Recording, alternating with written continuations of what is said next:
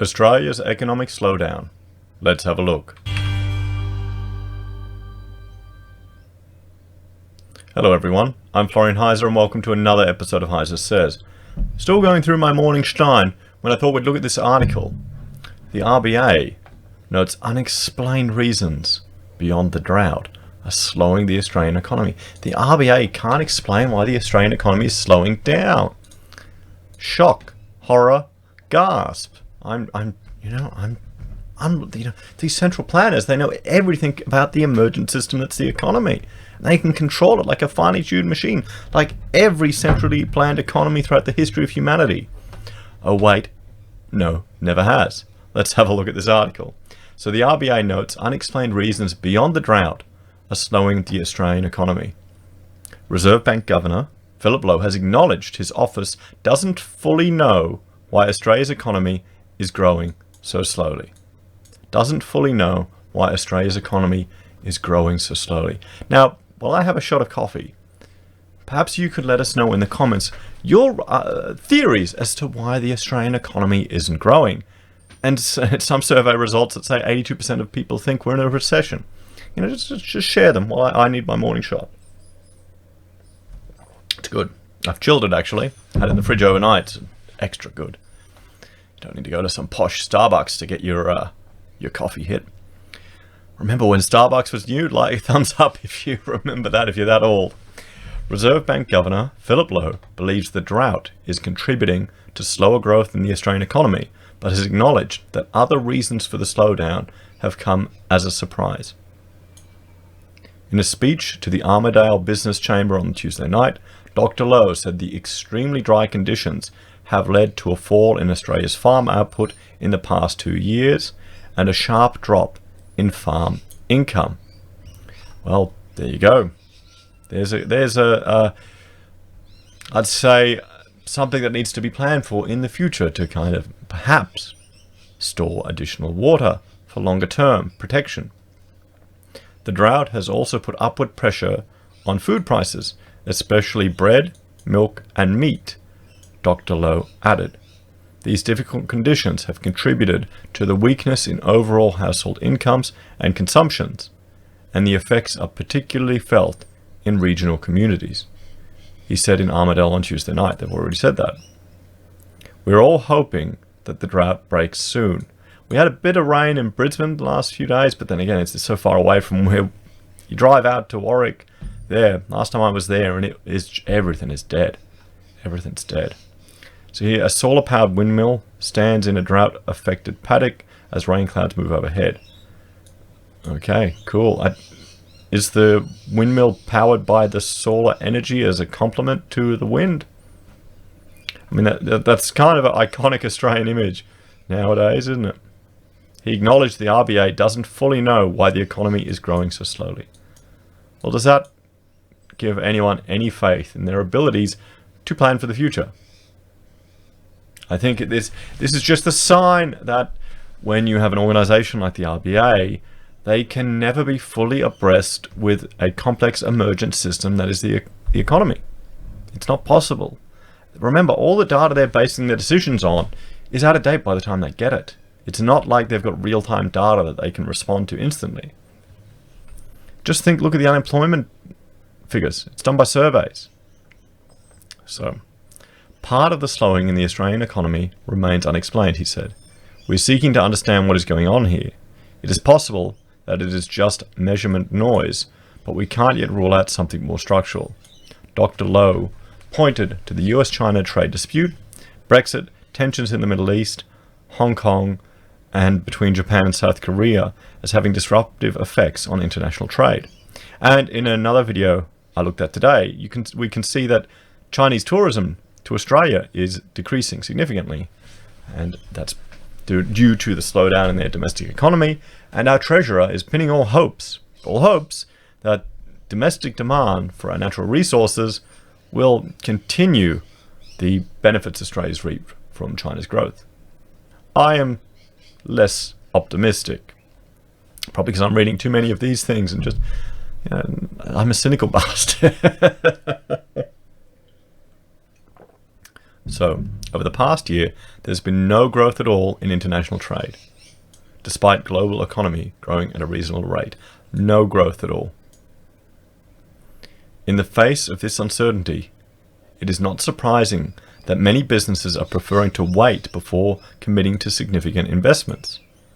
They are inclined to sit on their hands for a while and see how things play out.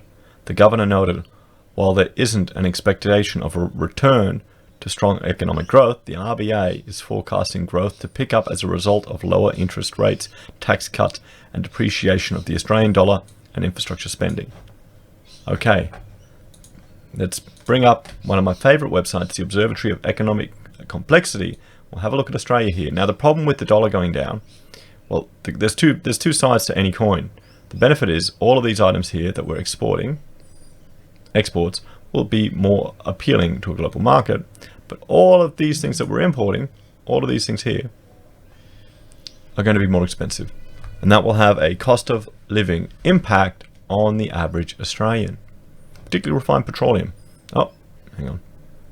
Particularly refined petroleum. Oh, here we go. These are our destinations. You know, gold imports will go up too. I mean, this is all something to keep in mind because one thing flows into another. Dr. Lowe has also hinted at further rate cuts to be announced at the RBA board meeting next week. The board is prepared to ease monetary policy further if needed to support sustainable growth in the economy, making further progress towards full employment and achieving the inflation target over time, he said. Well, let's have a look. Let's jump here and look at some of the data from Australia at the moment. I mean, here you go. US home price growth slows to new 7-year low. I mean, that just tells you what's going on in the States. What's the Aussie US dollar at 68 cents? And we will go to the indicators for Australia. And this is at Trading Economics, great website to get all this data in one place. So our currency. I mean, let's look at our currency over time. Let's just have a look at it over time to see where it's sitting. Bit of history, guys. So, okay, this is the 4-hour chart. We want historical. We can see here, this is 1 year. So it's gone from over 80 cents in Feb, I'd say. March of January 2018, down to 68 cents. It was a bit lower recently, beginning of the year. Let's go to 5 years and see where we're sitting. Remember this, up at 95 cents. Remember that when we were close to US dollar? I think we were over at US dollars too. We got 10 cents. 10 years. Here we go. Remember when we were over US? So $1.10 US. I remember that was insane. It was great buying. We bought a piece of equipment overseas back then at $1.10. It was good. And we'll look at the max data. What do we have here? So there we go. There. When was it? Wow, over $1.40. And then we shot down in the 80s. So that was back in the 70s. Before my time, guys. Before my time. If you've lived through that, let me know what it was like. Then we go here in the 80s and boom, shot down. So you can see here, I mean, I remember when it was below 60 cents. Are we heading back towards that? Will that make everything more affordable? Or will that make the natural resources that we're shipping overseas more affordable? But could you imagine our cost of living? How that's going to be affected? So what else will we look at? GDP growth rate. We'll look at GDP growth rate, or annual growth rate. Unemployment. When you can see here, GDP growth rate, it's sitting at 0.5. Let's look at 5 years, oscillating a bit. Let's look at the maximum. There you go, oscillating a bit. Annual growth rate. And I've done a video looking at this, at our growth rates with regard to GDP and over time. So from the GFC, we've actually grown a lot less than we should have. And I will link to that video right here. And I'll just write that in, 918. And technically, well, if we had been growing where we were before the GFC, the economy should be 10% bigger.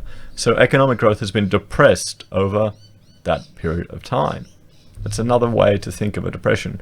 I mean, here's our unemployment rate, 5.3%. So it's not as crazy as it was with the max data. I mean, look at the recession there. But look at this delta change here. How fast that shoots up when times get tough. Really quick. Really quick.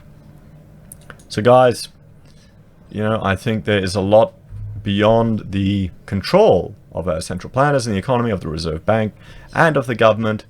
I think consumer sentiment has a lot to do. I mean, what's consumer confidence sitting at here? Last time we had a look, you know, it was at, you know, slightly at 100. So doing okay. Anyway, guys, let me know what you think, where it's all heading. Do you think times are going to be good? Are you surprised that the RBA isn't on top of all of this and hasn't planned for it all? Or is it just reaffirming what you already know? Anyway, guys, like, share, and subscribe, and I'll see you later. Have a good day.